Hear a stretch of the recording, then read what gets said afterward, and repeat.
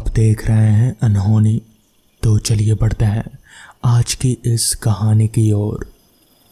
साक्षी अपने सोफे पर आराम से बैठे अपने मोबाइल पर व्हाट्सएप देख रहे थे।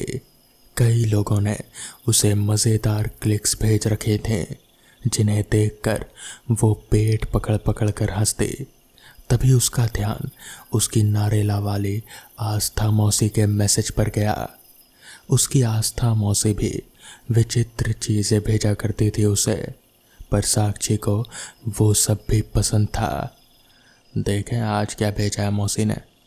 ये कहते हुए साक्षी ने मैसेज खोला तो पाया कि आस्था मौसी ने एक गेम की फाइल भेजी है। उसका नाम था द ब्लडी मैरी गेम।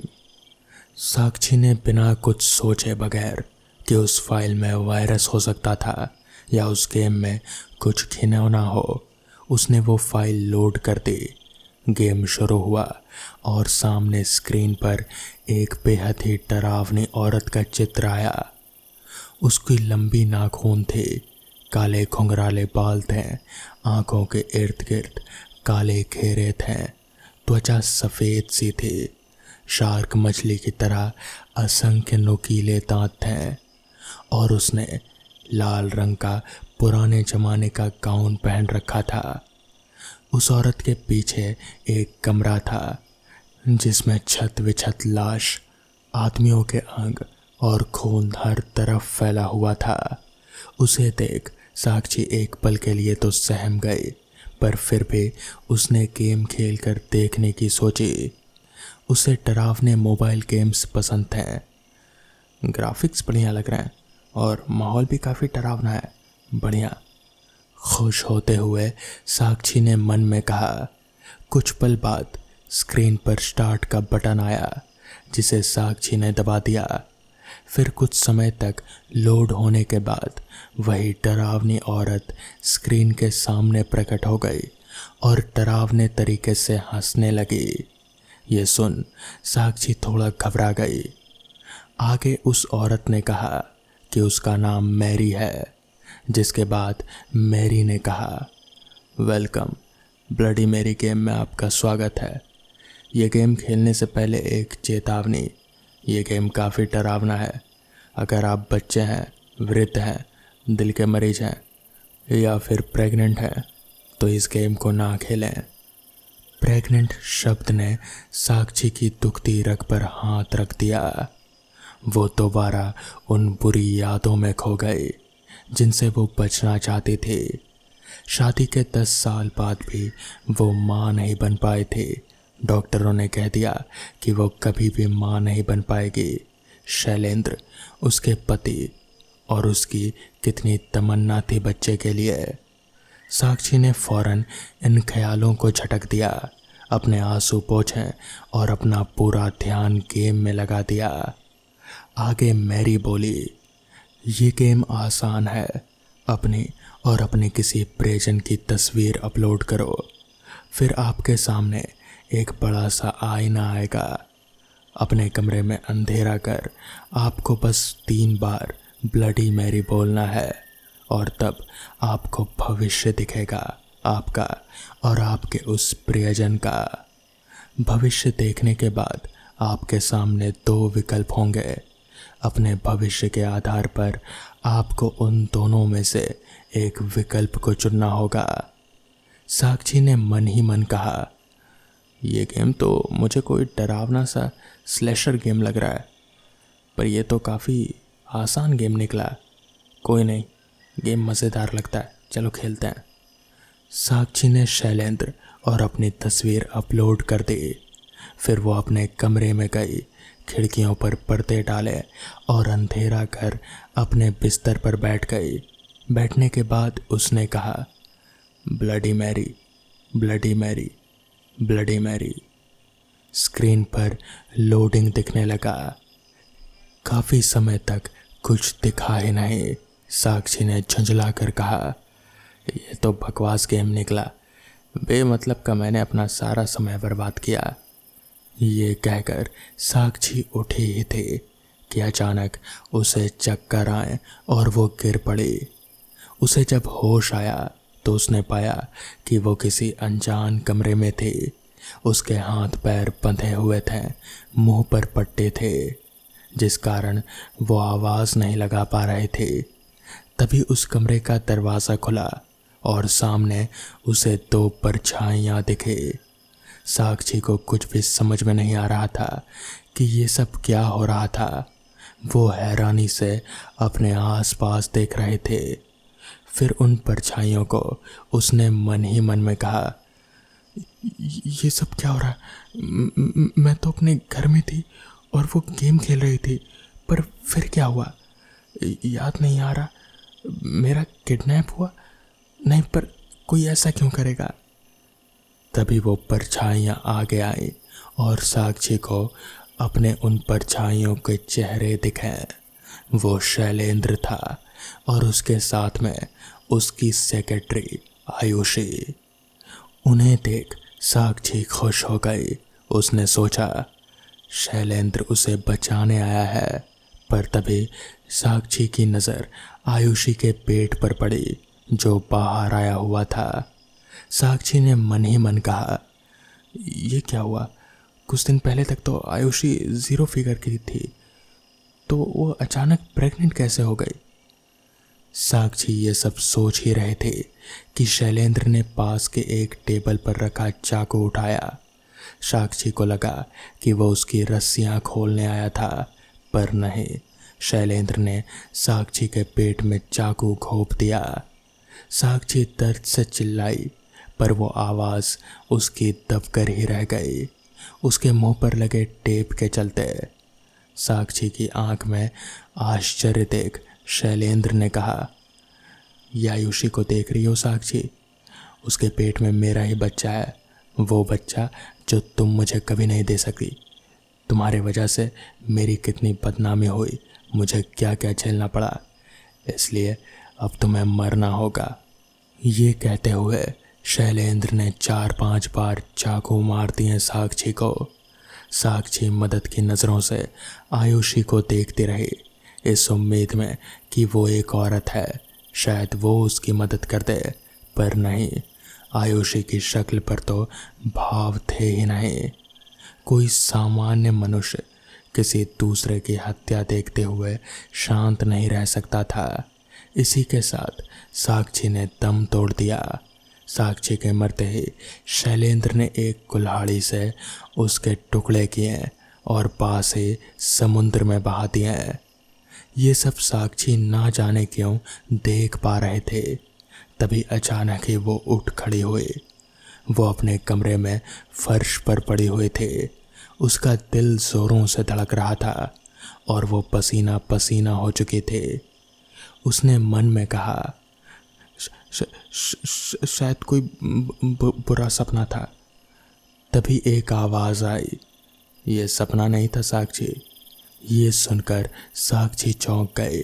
उसने फौरन अपने कमरे की बत्तियां जलाई, पर वहाँ उसके अलावा और कोई नहीं था। तभी दोबारा आवाज़ आई, ये मैं हूँ साक्षी, मैं ब्लडी मैरी। अपना मोबाइल उठाओ और विकल्प चुनो। साक्षी बुरी तरह सहम गए थे। मोबाइल से मैरी की आवाज़ सुनकर वो अपनी जगह ही जम गए थे। तभी वो मोबाइल बुरी तरह से हिलने लगा और उसमें से एक आकृति निकली।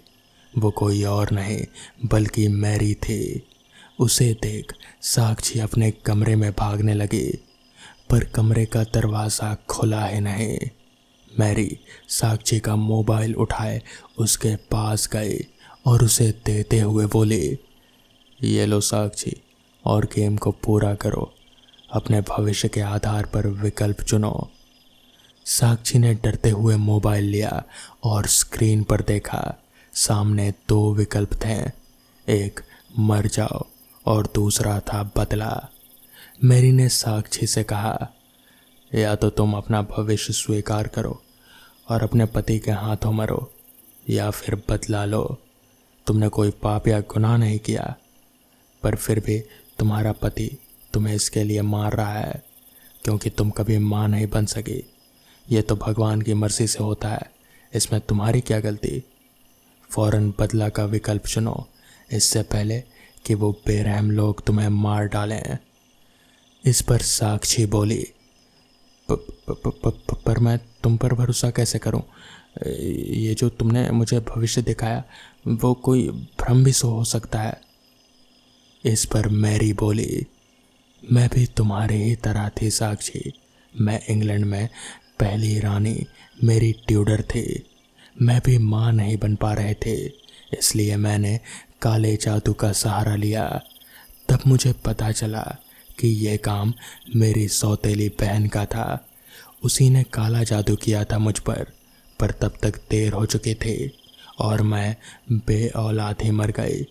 इसलिए मेरी आत्मा भटकती है आज भी, ताकि मैं अपनी जैसी औरतों की मदद कर सकूं। अब अगर तुम भी मुझ पर विश्वास नहीं करते तो फिर अपने पति पर नज़र रखना। साक्षी ने ठीक वैसा ही किया और उसने शैलेंद्र की बेवफाई के कई सबूत ढूंढ लिए। उसका दिल भी टूट गया बुरी तरह से। तब मेरी दोबारा से उसके सामने आई और बोली, सोच क्या रही हो? बदले का विकल्प चुनो। साक्षी असमंजस मेरी आवाज़ में बोली, पर मैं ये नहीं चुन सकती। मुझ में इतनी हिम्मत नहीं है। कुछ महीनों बाद इंस्पेक्टर वाघमारे साक्षी के घर में उससे पूछताछ कर रहे थे। वो बोले, मैम, हमने कंफर्म कर लिया है। आपके पति की बेरहमी से हत्या के दिन आप अपनी सहेलियों के साथ थे। अपने घर की तलाशी लेने की इजाज़त देने के लिए शुक्रिया। जब कातिल आयुषी पकड़ी जाएगी तब हम आपको इत्तला कर देंगे। धन्यवाद। जय हिंद। इंस्पेक्टर के जाते ही साक्षी ने खुद से कहा, आप पूरी दुनिया छान मारो इंस्पेक्टर, वो आपको कहीं नहीं मिलेगी, क्योंकि वो इस दुनिया में है ही नहीं। तभी उसने ब्लडी मेरी गेम खोला और उसमें से 2 आकृतियाँ निकली। एक ब्लडी मैरी थी और दूसरी रस्सियों से बंधी आयुषी। तो दोस्तों, ये थी आज की पहली कहानी। तो चलिए बढ़ते हैं आज की दूसरी कहानी की ओर। बहुत दिनों से मैं अपनी लेखनी के साथ अपने भूतों की दुनिया से दूर रहा, पर कल रात मुझे नींद न आने से बेहद ही बेचैनी सी महसूस हो रही थी। बहुत दिनों बाद अपने दोस्त असलम की याद हो आई। असलम मेरे बचपन का दोस्त ढाका में अपने परिवार के साथ एक फ्लैट में रहता था। उससे आखिरी बार बात हुई थी कोई 4 महीने पहले, जब हम दोनों साथ में ढाका से कोई 200 मील की दूर एक छोटे से कस्बे में किसी कारण से गए थे। वहाँ से निकलते निकलते तकरीबन शाम के 4 बज गए थे। दोनों आखिरी पैसेंजर के पहले डिब्बे में बैठे थे। डिब्बा तकरीबन खाली ही था। हमारे अलावा कोई 4 या 5 लोग रहे होंगे, वो भी अगले कुछ स्टेशनों में उतर गए। अब उस डिब्बे में हम एकदम अकेले थे। चूँकि ट्रेन पैसेंजर थी और बहुत ही धीमी थी, हम बाहर को देखते हुए आपस में इधर उधर की बात कर रहे थे। शाम हो जाने से उजाला काफ़ी कम हो चला था और तब भी बोगी की लाइटें नहीं जली थी। बोगी में अंधेरा कुछ ज़्यादा ही बढ़ चला था। बहुत देर से असलम चुप बैठा था, किसी सोच में डूबा हुआ। मैं भी अपने विचार में डूबा हुआ था कि असलम ने अचानक से एक सवाल किया, बैनर्जी दा, आप आत्मा पर विश्वास करते हैं? उसका सवाल इतना अचानक था कि मैं चौंक गया। उसकी ओर देखा तो उस बढ़ते अंधेरे में उसका चेहरा एकदम सफ़ेद हो रहा था और वो अपने आप में ही डूबा हुआ था। तो मैंने कहा, ठीक से बता नहीं सकता हूँ, क्योंकि मुझे कभी उनका एहसास नहीं हुआ। फिर वो उसकी सोच में वापस डूब गया। ढाका पहुँचते पहुँचते तकरीबन 11 बज चुके थे और स्टेशन से हम दोनों अलग होकर अपने अपने घर के लिए चले गए। उसके बाद मैं अपने काम में इतना मग्न हो गया कि इस बात को मैं बिल्कुल भूल ही गया।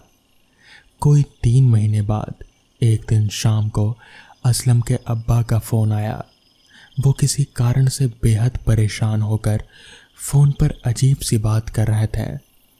मैं जो मतलब निकाल पाया वो ये था कि वो उसी वक्त मुझे अपने घर पर आने को कह रहे थे। मैं उसी वक्त उनके घर के लिए निकल गया। उनका घर कुछ दूर था और मुझे कोई रिक्शा ना मिलने से पहुंचने में तकरीबन 1 घंटा लग गया। घर पहुंचने पर देखा आसपास वालों की भीड़ थी, पुलिस भी आई थी। अंदर असलम की लाश पड़ी थी। उसके गले में पड़ी रस्सी से ये साफ था कि उसने खुदकुशी कर ली। पुलिस तफ्तीश में जुटी हुई थी और उन्हें असलम के टेबल पर मेरे नाम का लिखा एक पत्र मिला जो बंद था और उस पर साफ लिखा था कि वो पत्र मेरे अलावा कोई और ना खोले। इसलिए पुलिस मुझे बुलाना चाहती थी और इसीलिए असलम के अब्बा ने मुझे फ़ोन कर दिया था। मैं तेज़ी से अंदर की ओर भागा। वहाँ की स्थिति मुझे बेहद विचलित कर दी।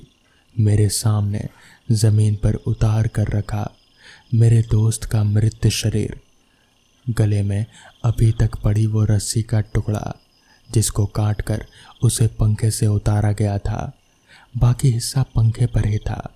मेरा सिर बुरी तरह से घूमने लगा। मैं अपने पास खड़े पुलिस वाले को पकड़कर लटक गया। थोड़ी देर बाद मुझे होश आया तो मैंने खुद को सोफे पर पाया। शर्ट पूरी गीली थी, शायद पानी का छींटा गया था। मैं उठ बैठा तो इंस्पेक्टर ने सीधे अपना सवाल किया कि मैं असलम को कैसे और कब से जानता हूँ, मेरी पिछली मुलाकात कब हुई थी, क्या बातें हुई, क्या उसने किसी परेशानी के बारे में बताया था। उन्हें सवालों का जवाब देते हुए मुझे याद आया वो बेतुका सवाल आत्मा देखने के बारे में। मैंने वो भी पुलिस को बताया। अब वो लोग उस पत्र को ले आए और खोलकर पढ़ने को कहा। पत्र खोलते ही लगा जैसे मैं एक बार फिर से उस ट्रेन में पहुंच गया। उसमें लिखा था, बैनर्जी दा, मैं आपको उस दिन से कुछ कह नहीं सका और जिसके कारण मैं बहुत ही परेशान हो रहा था, तो अब वही कहानी लिख रहा हूँ। आगे असलम ने लिखा था, मैं तकरीबन 7 महीने पहले जब वीरपुर गांव में गया था और कुछ दिनों के लिए वहाँ अपने काम के लिए रुक गया। वहाँ मेरे साथ एक आदमी रहीम काम करता था। वो अपने पिता हकीम खां के साथ रहता था। एक दिन हमारे ऑफिस से कुछ रकम चोरी हो गई थी और रहीम को उसके इल्ज़ाम में बर्खास्त कर दिया जाता है। वो बहुत ही मन्नतें करता है पर मालिक कुछ भी नहीं सुनते हैं। जिस समय वो चोरी हुई थी उस समय हम लोग उस जगह से दूर दूसरी जगह काम कर रहे थे और मैं ही मालिक से ये बात बोलकर उसको इल्ज़ाम से मुक्त करवा सकता था, लेकिन मालिक के गर्म मिजाज से वाकिफ़ मैं उसको कोई मदद नहीं कर पाया।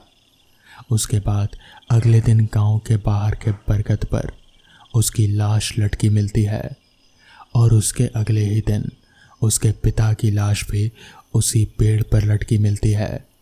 सभी बहुत दुखी हो जाते हैं। मैं तकरीबन 2 दिन बाद एक बार जब उस इलाके से गुजर रहा था तो मैंने उन दोनों को उस पेड़ के नीचे बैठा देखा। दोनों ऊपर से तो मुझे दिख रहे थे पर उनका नीचे का हिस्सा मुझे नहीं दिख रहा था। मुझे देख दोनों मेरे पास आकर कहने लगे कि अगर मैं चाहता तो मालिक को समझा सकता था, लेकिन मैंने ऐसा नहीं किया। अब वो दोनों मुझे नहीं छोड़ने वाले हैं। उस दिन के बाद से वो रोज़ रात को आते हैं और मुझे सोने नहीं देते हैं। मैं बहुत सारे डॉक्टरों से भी मिला लेकिन ठीक नहीं हो पाया। मैं डर डर कर जीने को मजबूर हो गया था, इसलिए मैं आज अपनी ज़िंदगी ख़त्म कर रहा हूँ। पत्र बंद किया मैंने और मेरी आँखों से जैसे पानी की एक धारा सी बहने लगी। मुझे समझ नहीं आ रहा था कि आखिर असलम ने ऐसा किया क्यों। क्या वो सब सच था? मुझे कुछ भी समझ में नहीं आ रहा था। बहुत बड़ी संभावना थी कि जैसे उन आत्माओं ने असलम की जान ली थी, ठीक वैसे ही उस कंपनी के मालिक की भी जान लेने की कोशिश करें। अंततः सबसे पहले हम लोग वीरपुर गांव जा पहुँचे। घटना से जुड़े लोगों से बात करने पर बहुत सारी जानकारियां सामने आई। रहीम के परिवार में उसकी पत्नी रजिया और उसकी एक बेटी सारा, जो इस हादसे से एकदम टूट चुके थे। वो 2 वक्त का खाना भी उनको मुश्किल से नसीब हो रहा था। रहीम के मालिक हरीराम जी से मुलाकात होने पर मालूम हुआ कि जब उस चोरी की तहकीकात हुई थी तो पुलिस को दूसरा आदमी मिला जिसने खुद चोरी कर रहीम को फंसा दिया था। पहले आत्मा ने उस आदमी को मार दिया और अब हरीराम जी को परेशान कर रहा था। मैं अपने साथ एक बहुत बड़े ओझा को लेकर गया था। उस ओझा ने सारी बातें देख सुनकर उस पेड़ के नीचे एक पूजा का आयोजन किया। पूजा में दोनों आत्माओं को अविवाहित कर उन्हें अपने सामने किए गए कार्यों के कारण पूछा तो उन्होंने अपने घर की दुर्गति की बात कही। हरिराम जी ने उन्हें वचन दिया कि उनके घर की सारी जिम्मेदारी वो खुद लेंगे, उनकी बेटी की पढ़ाई का पूरा खर्चा उठाएंगे, निकाह की जिम्मेदारी भी लेंगे। इसके बाद फिर उस गांव में कोई भी परेशान नहीं हुआ। मैंने रहीम की पत्नी को अपना नंबर दे दिया और कहा कि किसी भी तरह की कोई परेशानी हो तो मुझसे मदद मांगिएगा। रात को वीरपुर से जब ट्रेन में बैठे तो लगा जैसे प्लेटफॉर्म पर कोई खड़ा हाथ हिला रहा है। आखिरकार असलम की उस गलती को ठीक कर उसकी आत्मा को भी शांति मिल ही गई। तो दोस्तों, ये थी आज की कहानियाँ। अगर आपको ये कहानियाँ पसंद आई हों तो वीडियो को लाइक और चैनल को सब्सक्राइब करना ना भूलें। तो मैं आपका दोस्त आर्यन जल्द ही मिलूँगा आपसे ऐसी ही नई कहानियों के साथ। तब तक के लिए अपना ख्याल रखें।